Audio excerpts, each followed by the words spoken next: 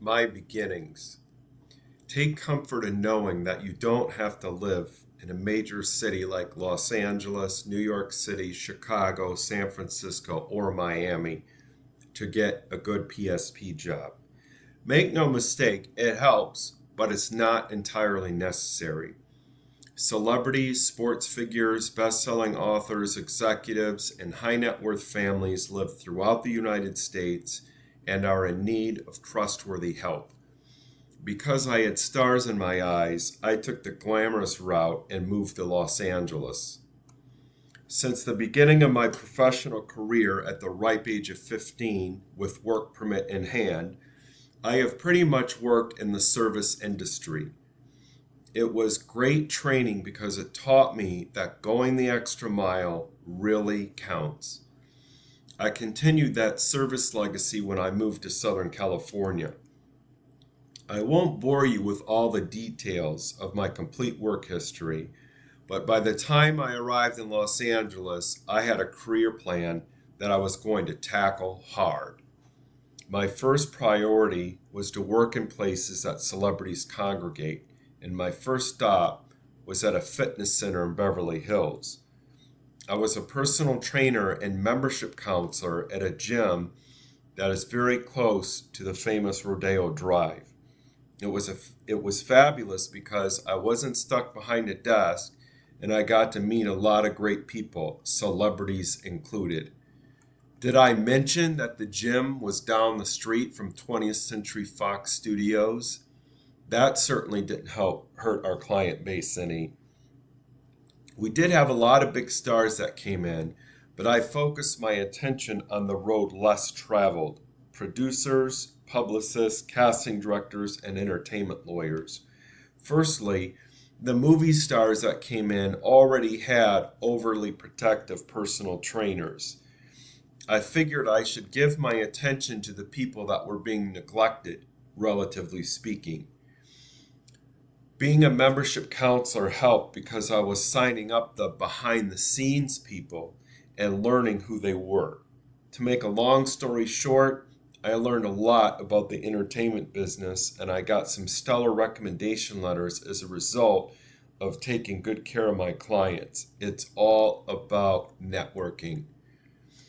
After working at the gym ran its course, I eventually started in the high-end hotel business by working at the Beverly Hills Hotel, arguably the most famous hotel in the world. I was able to get access to all the big stars. It wasn't because I was planning on handing them my resume. In fact, I discouraged that practice. I had a plan to refine my business acumen, improve my resume, and get more strong recommendation letters.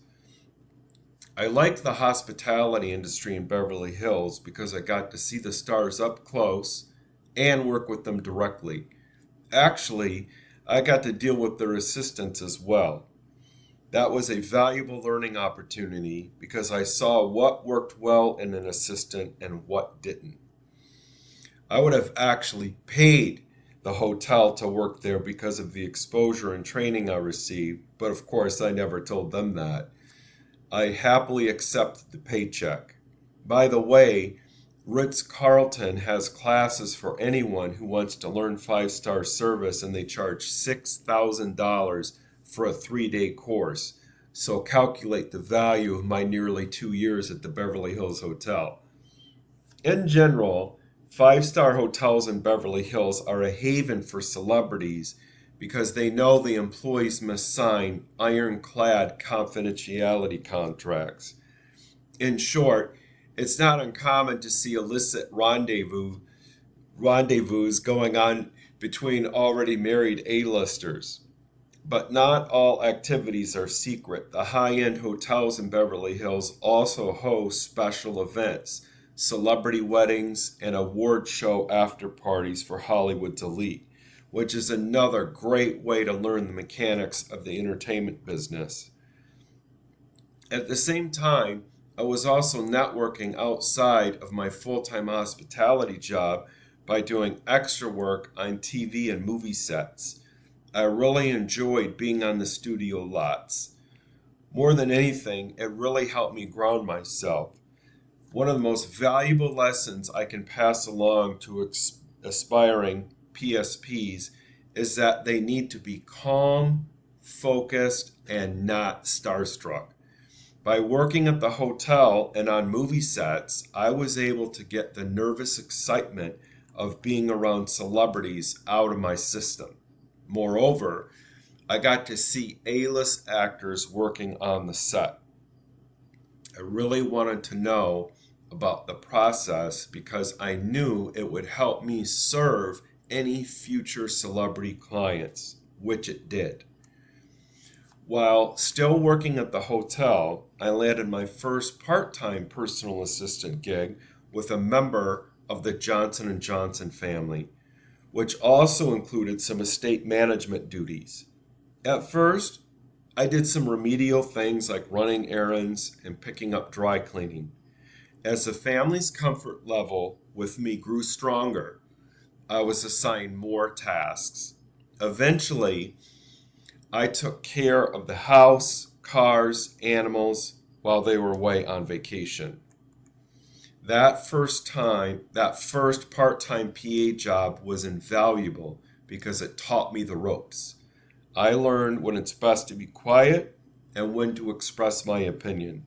I got to be an integral part of party planning as well as gift shop for discerning clients. Meeting famous people at my boss's house was not uncommon, nor was doing special favors for them on the side. I would love to expand on this, but I can't, so please just use your imagination. I also had to disconnect myself from the idea that high net worth individuals are like us, because they aren't. Sure, they put their pants on one leg at a time, but that's where the similarities end. When people have a lot of money to spend, their whims are totally different. It was not uncommon, for example, for the family to have me fetch takeout from a 5-star restaurant. The cost? A whopping $350 to eat food out of plastic containers. The sterling silver forks and $500 bottles of wine completed their living room picnics very nicely. Minus the wine, I did sometimes get to enjoy a small portion of the feast in the next room. Very quickly, of course, because I knew another assignment was usually only moments away. I learned that there are a myriad of special products for the super wealthy that I did not even know about, and they're all ridiculously expensive. Need special pet food for a crazy expensive Egyptian cat? No problem, $20 per serving. Need special tea for brunch on Sundays? No problem, $300 per container. Most of the specialty stores in Beverly Hills that cater to the eccentric whims of the ultra-rich are not well known to the average Joe, but I got to know them all well.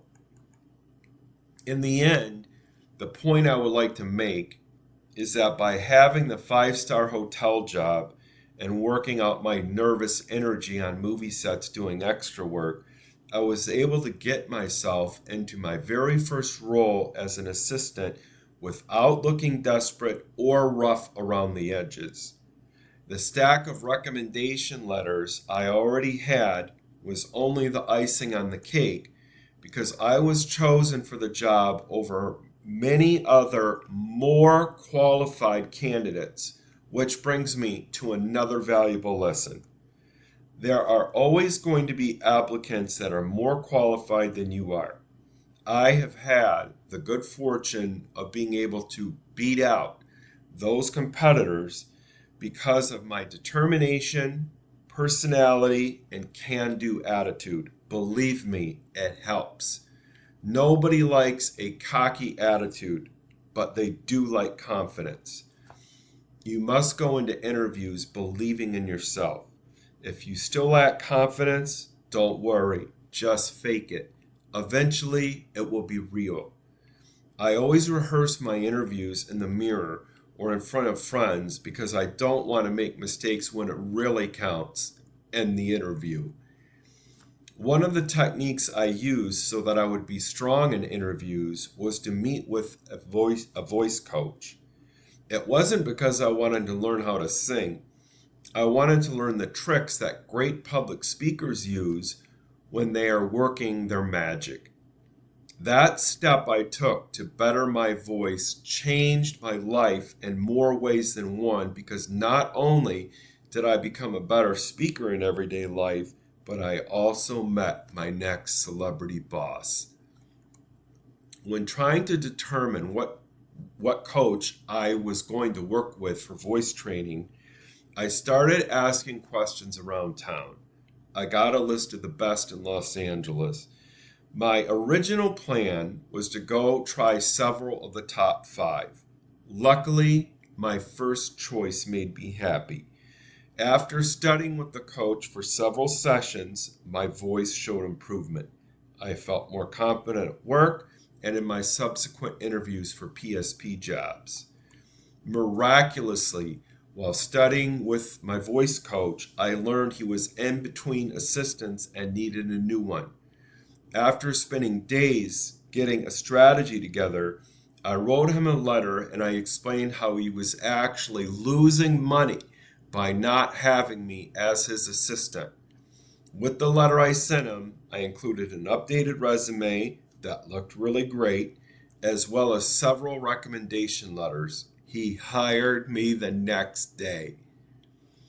I think it's worth mentioning that several of my past employers said that my overall presentation, resume included, was the deciding factor for getting hired.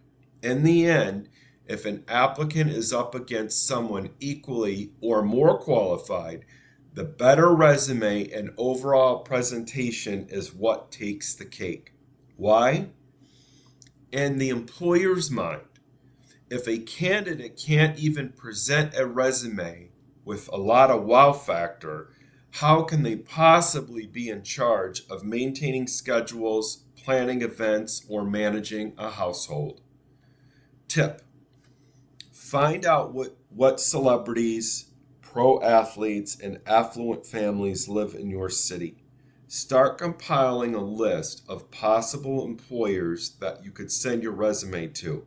Note: during my career coaching sessions, I show you how to get unpublished addresses for VIPs.